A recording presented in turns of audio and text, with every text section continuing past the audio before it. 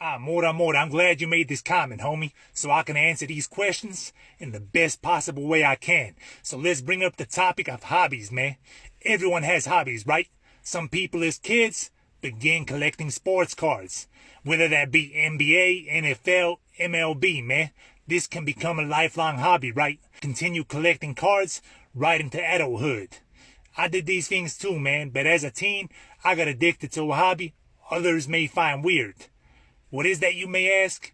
Let me tell you, collecting Chicago gang cards. So let me better educate you on the topic. Yes, gang cards are a thing, and no, you cannot purchase them from card shops, fam.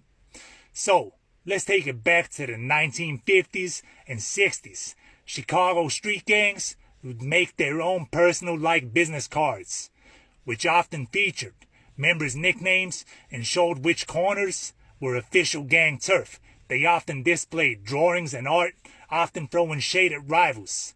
Now this card culture would continue well into the 70s, 80s, and would slowly fade out as the 90s approached.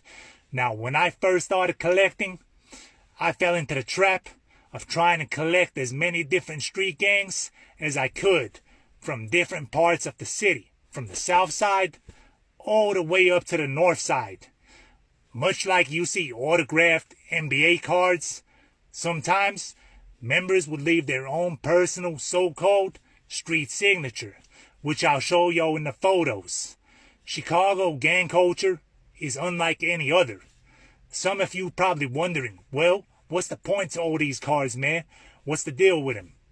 So let me tell you, man, the cards were just another way of representing your neighborhood and block, letting the community know the hood was well looked after, and to let rivals know drama in your hood would not be tolerated, man. So the cards were often spread around the hood and other neighborhoods and were handed out much like a business would promote their services.